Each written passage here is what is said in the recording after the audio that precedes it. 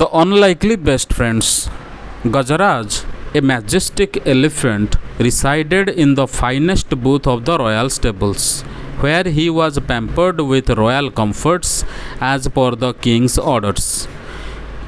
Despite this, Gajaraj felt lonely, yearning for the friend to share his days with. His only companion was the kind hearted Mahut, his caretaker, who fed him and bathed him daily in the elephant pond. However, the Mahut's care, though diligent, could not fill the void of true friendship. One late evening, a tired and hungry stray dog wandered into the stable. Gajaraj, noticing the dog's plight, generously pushed some of his food toward the visitor. The dog, later known as Bunty, gratefully ate the food and fell asleep in the stable. The next morning, the Mahut discovered the dog but allowed him to stay. Observing that, Gajaraj seemed happier in his company. During Gajaraj's bath, Bunty accompanied him, and the elephant playfully splashed water on the dog, who yelped in surprise, amusing the Mahut. On their way back, Gajaraj lifted Bunty onto his back with his trunk, giving him a joyful ride. A farmer passing by recognized Bunty as his lost dog and called out to him. Overjoyed to find Bunty, the farmer hugged him and informed the Mahut that he had been searching for his pet. With no objection from the Mahut, the farmer tied a rope around Bunty's neck to take him home. As Bunty was led away, both he and Gajaraj were visibly distressed, their bond evident in their sorrowful reactions. The next day, Gajaraj refused to eat his favorite food, leaving the Mahut puzzled and concerned. Despite checking for physical ailments, the Mahut realized Gajaraj was likely missing Bunty. Similarly, at the farmer's house, Bunty also refused food, clearly longing for his friend. Moved by Bunty's sadness, the farmer decided to let him return to Gajaraj. Bunty, though weak, ran back to the stable, where Gajaraj joyfully welcomed him with a swing of his trunk. The Mahut, relieved, brought food for both, and they ate together happily. The farmer who had followed Bunty joined the Mahut, and the two men formed a friendship, watching the reunited friends with satisfaction. गजराज, एक शानदार हाथी, शाही गौशाला के सबसे अच्छे स्थान में रहता था, जहां राजा के आदेश पर उसकी विशेष देखभाल की जाती थी। इसके बावजूद गजराज अकेलापन महसूस करता था और उसे एक दोस्त की कमी खलती थी, जिसके साथ वह खेल सके और समय बिता सके। उसका एकमात्र साथी उसका महाबत था, जो एक दयालु व्यक्ति था और प्रतिदिन उसे खाना खिलाता था और हाथी तालाब में नहलाता था। लेकिन महाबत की देखभाल हालांकि पूरी लगन से की जाती थी, गजराज के लिए सच्ची मित्रता का स्थान नहीं ले सकती थी। एक देर शाम एक भटका हुआ, थका और भूखा कुत्ता गौशाला में आ गया। गजराज ने उसकी हालत देखी और उदारता से अपना कुछ सामान उसके सामने सरका दिया, अपना कुछ खाना उसके सामने सरका दिया। कुत्ता, जिसका नाम बाद में बंटी पता चला, उसने आभार के साथ खाना खाया और गौशाला में ही सो गया। अगली सुबह महाबत ने कुत्ते को देखा, लेकिन उसे वहाँ रहने दिया क्योंकि उसने देखा कि गजराज को उसका साथ अच्छा लग रहा था। जब गजराज नहाने गया तो बंटी उसके साथ गया।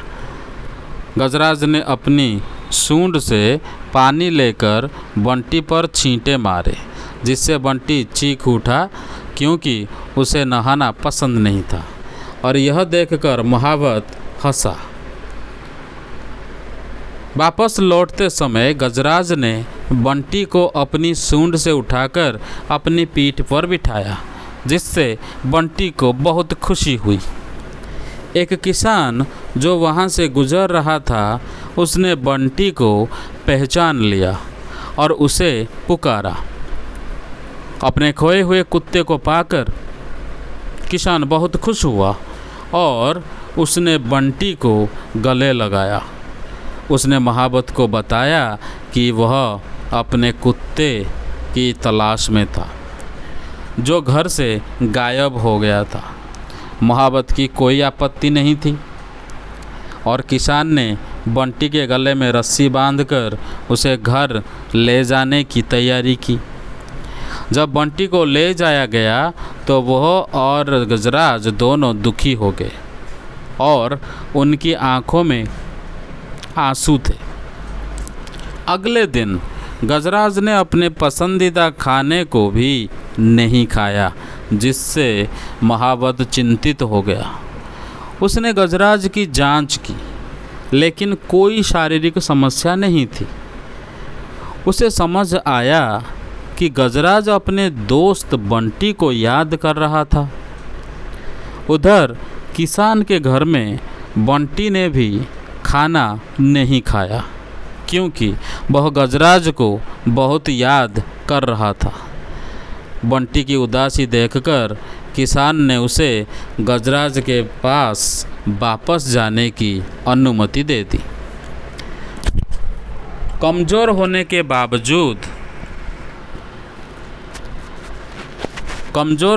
बावजूद बंटी गौशाला की ओर दौड़ा। गजराज ने उसे अपनी सूंड से उठाकर खुशी से हवा में झुलाया। महावत राहत महसूस करते हुए दोनों के लिए खाना लाया और वे खुशी खुशी एक साथ खाने लगे। किसान जो बंटी के पीछे आया था, महावत के साथ शामिल हुआ और दोनों पुरुष भी दोस्त बन गए। गजराज और बंटी को एक साथ खुशी से खाते हुए देखकर संतुष्ट भी हुए। गजराज एक अद्भुत हाथी राजकीय गोशालार सबुठारु उत्तम स्थान रे रहुथिला, जेउठारे राजांक आदेश अनुजाई तार विशेष जत्न निया जाउथिला। एहा सत्वे गजराज एकाकी अनुभव करुथिला और तार एक सांग नथिबारु दुखी थिला, जहा सहित से खेली पारुथांता और समय काटी पारुथांता। तार एकमात्र सांग थिला महावत, जिए दयालु थिला और प्रतिदिन ताकू खाद्य देउथिला और हाथी पोखरी रे गाधौथिला। किंतु महावतर जत्न जदिओ पूर्ण निष्ठा सहित थिला, सच्चा बंधुतार शून्यता पूरण करि पारला नाही। गोटे देरी संध्यारे एक भोकिला और क्लांत बुला कुकुर गोशाला को आसिला। गजराज तार दुर्दशा देखि उदारतार सहित निजर किछि खाद्य ता आड़कू ठेलीदेला। कुकुरटी जार नाम पर बंटी बोली जना पड़िला, आभार सहित खाद्य खाइला और गोशाला रे सोई पड़िथिला। परदिन सकाळे महावत कुकुर को देखिला, किंतु ताकू रहिबाकू देला, कारण से देखिला जे गजराज तार सांगरे खुशी अछि। गजराज गाधोइबाकू जाउथुवा बेले बंटी ता सहित गला। गजराज निज सुंडरे पानी नेई बंटी उपरे छिंची देला, जहाकू बंटी चित्कार करी अपसंद कला एवं यह देखी महावत हसिला। फेरिबा बेले ଗଜରାଜ ବଣ୍ଟିକୁ ନିଜ ଶୁଣ୍ଢରେ ଉଠାଇ ତା ପିଠିରେ ବସାଇଲା, ଯାହା ବଣ୍ଟିକୁ ବହୁତ ଖୁସି କଲା। ଜଣେ ଚାଷୀ ଯିଏ ସେହି ରାସ୍ତାରେ ଯାଉଥିଲା ବଣ୍ଟିକୁ ଚିହ୍ନିଲା ଓ ତାକୁ ଡାକିଲା। ନିଜର ହଜିଯାଇଥିବା କୁକୁରକୁ ପାଇ ଚାଷୀ ବହୁତ ଖୁସି ହେଲା ଓ ତାକୁ ଜାବୁଡ଼ି ଧରିଲା। ସେ ମହାବତକୁ କହିଲା ଯେ ସେ ତାର କୁକୁରକୁ ଖୋଜୁଥିଲା, ଯିଏ ଘରୁ ହଜିଯାଇଥିଲା। ମହାବତଙ୍କର କୌଣସି ଆପତ୍ତି ନଥିଲା ଓ ଚାଷୀ ବଣ୍ଟିର ଗଳାରେ ଦଉଡ଼ି ବାନ୍ଧି ତାକୁ ଘରକୁ ନେବାକୁ ପ୍ରସ୍ତୁତ ହେଲା। ଯେତେବେଳେ ବଣ୍ଟିକୁ ନିଆଯାଉଥିଲା, ସେ ଓ ଗଜରାଜ ଦୁହେଁ ଦୁଃଖୀ ହେଲେ ଓ ସେମାନଙ୍କ ଆଖିରେ ଲୁହ ଥିଲା। ପରଦିନ ଗଜରାଜ ତାର ପସନ୍ଦର ଖାଦ୍ୟକୁ ମଧ୍ୟ ଖାଇଲା ନାହିଁ, ଯାହା ମହାବତକୁ ଚିନ୍ତିତ କଲା। ସେ ଗଜରାଜର ଶାରୀରିକ ଅବସ୍ଥା ଯାଞ୍ଚ କଲା, କିନ୍ତୁ କୌଣସି ସମସ୍ୟା ନଥିଲା। ତାକୁ ବୁଝାପଡ଼ିଲା ଯେ ଗଜରାଜ ତାର ସାଙ୍ଗ ବଣ୍ଟିକୁ ମନେ ପକାଉଛି। ସେହିପରି ଚାଷୀଙ୍କ ଘରେ ବଣ୍ଟି ମଧ୍ୟ ଖାଦ୍ୟ ଖାଇଲା ନାହିଁ, କାରଣ ସେ ଗଜରାଜକୁ ବହୁତ ମନେ ପକାଉଥିଲା। ବଣ୍ଟିର ଦୁଃଖ ଦେଖି ଚାଷୀ ତାକୁ ଗଜରାଜ ପାଖକୁ ଫେରିଯିବାକୁ ଛାଡ଼ିଦେଲା। କମଜୋର ହେବା ସତ୍ତ୍ୱେ ବଣ୍ଟି ଗୋଶାଳାକୁ ଦୌଡ଼ିଲା। ଗଜରାଜ ତାକୁ ନିଜ ଶୁଣ୍ଢରେ ଉଠାଇ ଖୁସିରେ ହଲାଇଲା।